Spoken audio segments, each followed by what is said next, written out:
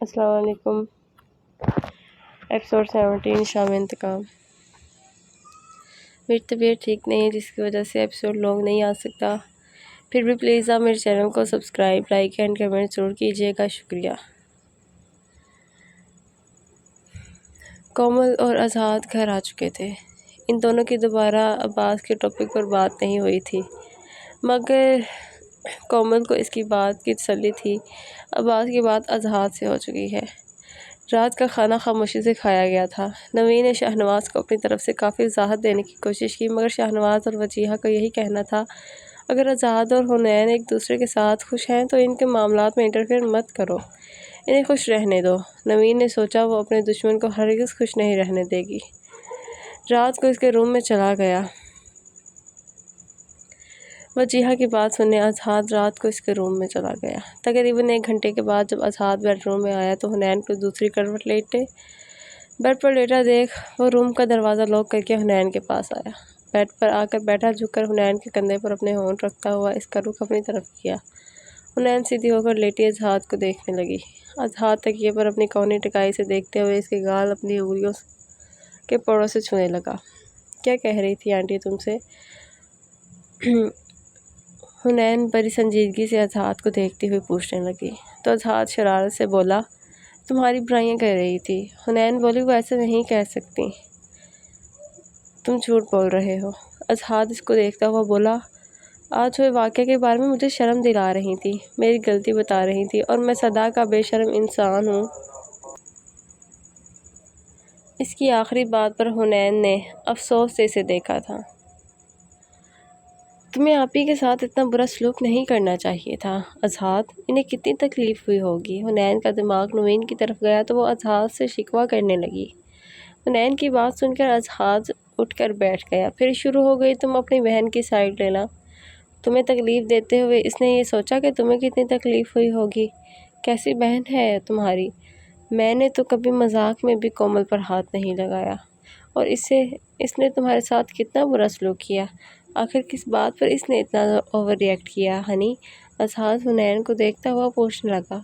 وہ نہیں چاہتی تھی میرا اور تمہارا ریلیشن آگے بڑھے، شاید انہیں آج اندازہ ہو گیا کہ حنین ادھوری بات پر چھوڑ کر خاموش ہو گئی، جبکہ آزاد ماتھے پر شکن لائے حنین کی بات سننے لگا اور سگریٹ منہ میں دبائے نوین کے سوچ پر غصہ کرتا اسموکنگ کرنے لگا۔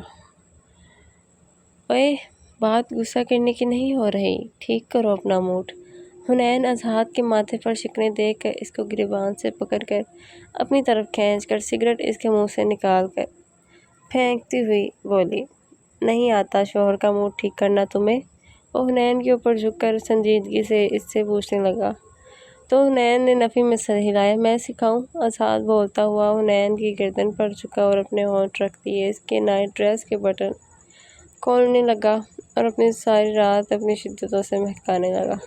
نوین سو کر اٹھی تو اس کا موڈ خراب تھا۔ کل رات شاہنواز وجیہہ کو اس کے روم میں چھوڑنے گیا تو 1 گھنٹے بعد واپس آیا، جس پر نوین نے ذرا بھی اعتراض نہیں کیا، مگر رات کی آخری پہر جب نوین کی آنکھ کھلی تب شاہنواز اس کے روم میں نہیں تھا۔ وہ یقیناً اس کے سونے کے بعد دوبارہ وجیہہ کے پاس اس کے روم میں چلا گیا تھا۔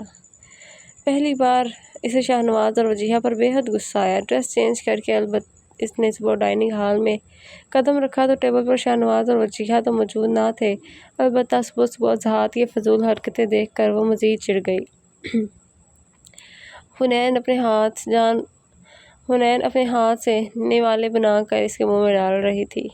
وہ نوالوں کے ساتھ ساتھ جان بوجھ کر حنین کی انگلی کاٹ رہا تھا اور اس کی حرکت پر حنین اسے گھورتی ہوئی اپنی ہنسی میں چھپا رہی تھی۔ نوین خاموشی سے ڈائننگ ٹیبل پر آئی اور کرسی کھسکا کر بیٹھ گئی۔ آزاد اب سیدھا بیٹھ کر کافی کا سپ لینے لگا، جبکہ حنین نوین کو دیکھتی ہوئی خاموشی سے اپنا ناشتہ کرنے لگی۔ کھلاؤ نہ ہنی یار، جیسے تھوڑی دیر پہلے کھلا رہی تھی اپنے چھوٹے چھوٹے پیارے پیارے ہاتھوں سے۔ آزاد کافی کا مگ رکھتا ہوا حنین کو دیکھ کر کہنے لگا۔ نوین کھال بھری نظروں سے اس پر ڈالی اور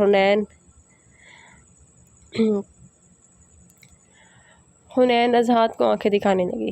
شرم آ رہی ہے اپنی آپی کے سامنے، چلو میں تمہیں اپنے ہاتھ سے کھلا دیتا ہوں۔ آزاد نے اپنی پلیٹ سے فرینچ ٹوسٹ اٹھا کر حنین کے منہ کی طرف بڑھایا۔ اذہان پلیز، حنین آہستہ سے بولی، اسی آنکھوں ہی آنکھوں میں اس میں منع کرنے لگی اور اس سے فرینچ ٹوسٹ لے کر خود کھانے لگی۔ نوین ایسی ہو گئی جیسے اس نے ان دونوں کی ایک بات نہ سنی ہو۔ دوسروں کے سامنے کتنا شرماتی ہو یار تم۔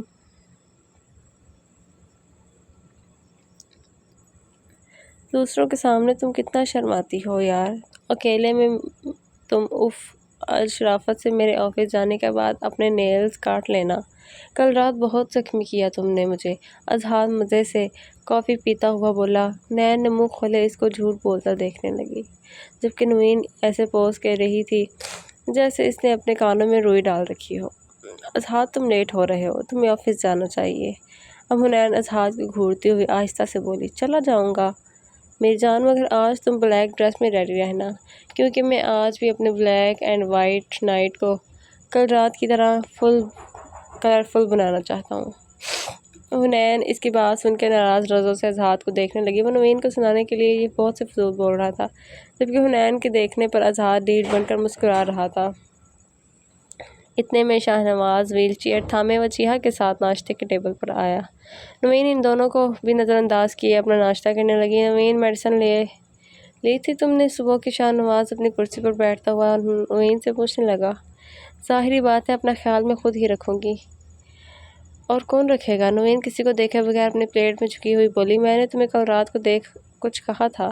شاہ نواز نوین کو دیکھتا ہوا بولا۔ اس کی بات سن کر نوین نے ایک نظر شاہ نواز کو دیکھا، وہ اسے آنکھوں ہی آنکھوں میں کچھ کہہ رہا تھا۔ نوین اٹھ کر حنین کے پاس آئی۔ سوری، کل میں نے تم پر غصہ کیا، مجھے ایسا نہیں کرنا چاہیے تھا، وہ حنین کے سامنے کھڑی ہو کر بولی تو حنین کی کرسی سے اٹھ کر اس کے گلے لگ گئی۔ نوین اسے پیار کرنے لگی۔ اذہان سر جھٹک کر آفس جانے کے لیے اٹھنے لگا۔ اذہان، وجیہہ نے اسے پکارا تو وجیہہ کا اشارہ سمجھ کر اس نے آنکھوں ہی آنکھوں میں منع کرنے لگا، جس پر وجیہہ نے اسے آنکھیں دکھائی۔ تب وہ نوین کے سامنے آیا۔ سوری، میں نے کل تم پر غصہ کیا، مجھے لگا ایسا ہی کرنا چاہیے تھا، مگر یہ ماما کا خیال تھا کہ مجھے ایسا نہیں کرنا چاہیے تھا۔ اور نوین کو بول کر کندھے اچکا کر وہاں سے چلا گیا۔ نوین اپنی دانت پیس کر رہ گئی، جبکہ وجیہہ شاہ نواز کو دیکھنے لگی۔ اب تو میں واقعی جاننا چاہتا ہوں آپ نے کیا کھا کر اس کو پیدا کیا ہے؟ شاہ نواز ہلکی آواز میں سرگوشی کرتا ہوا وجیہہ سے بولا تھا۔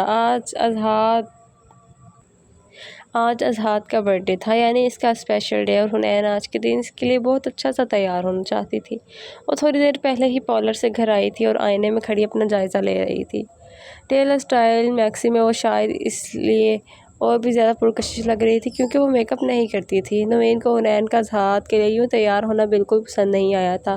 سب ہال میں پہنچ چکے تھے، اذہان بھی آفس سے سیدھا ہال میں آیا تھا۔ اس نے حنین کی بے حد تعریف کی تھی، جسے سن کر حنین شرمانے لگی۔